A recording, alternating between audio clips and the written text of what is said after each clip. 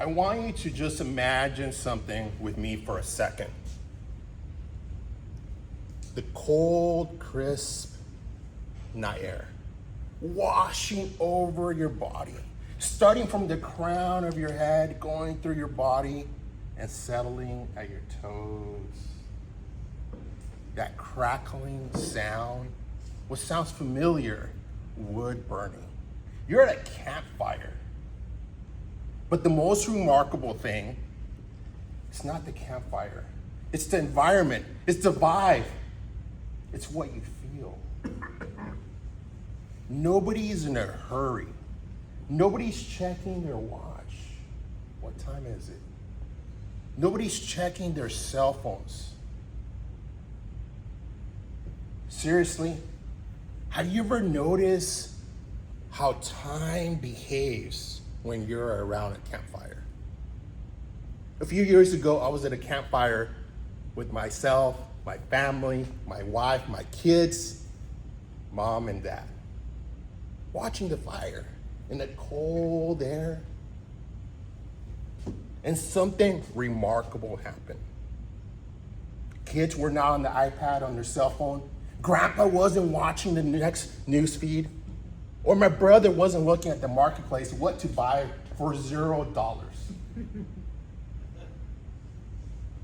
We were sharing stories.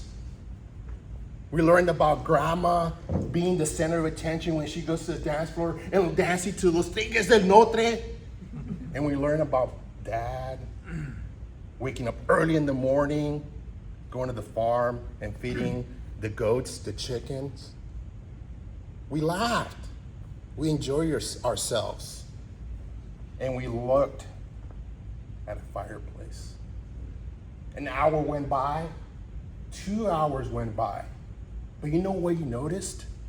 That only felt like 10 minutes. And I started to wonder, what is it about a campfire that slows time in a place, in a world where everything is designed to speed us up? Take me, for example. I'm a civil engineer, a utility engineer specifically. My life sometimes feels like a daily sprint. It moves incredibly fast. You wake up early in the morning, one meeting to attend, one notification, and in the afternoon you're looking at deadlines, what problem to solve. And in the background, as the Toastmasters, you're preparing your speech. And that evening when you're about to touch the door, Daddy, the responsibilities of father and a husband. And when you're at night laying down, another notification of the things you didn't complete that day. Can you relate? Life sometimes feels like you're running towards success, running towards the goal, running to the next speech. We're always running. In a world where we run, it always feels like you're running. And the problem with that, you stop noticing where you're going. And that's the power of a campfire. You know, our ancient brains haven't caught up to AI. We still are hungry for a campfire. Thousands and thousands of years ago, we sat around a campfire to tell our stories. What happened that night, that morning with our loved ones. To share the lessons you learned, the tiger, maybe you learned something incredible you want to share. The dreams you have for your village. Thousands and thousands of years ago. That's what your mind is hungry for, not more AI. But today, we gather around screens, around phones. We feel connected with a lot of people, but yet, I believe we feel disconnected. An example of that, one evening, I was home, my couch, and like what I do in the evenings, I'm looking at my emails and answering emails, and Andrew is telling me about his day. And I give him a dad response. Mm-hmm, yes, that's nice. And he stops talking. And he asked me the most incredible question, which punched me in the gut. He says, Daddy, are you listening? You see, I wasn't present.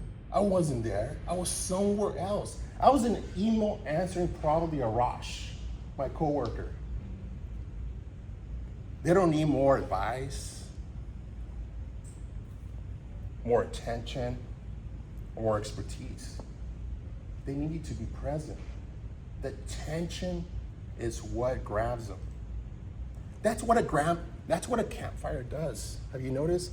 It grabs your attention. So gentle. The campfire for you might not be a campfire. It might be a walk. It might be coffee. It might be turning off your cell phone to say, I invite you to slow down. It might feel like you're falling behind, but in reality, you're giving a chance to truly live, your mind to breathe. Because, let's be honest, we live in a world that's so fast-paced that a campfire reminds us to slow down. And perhaps that's exactly the medicine we need today.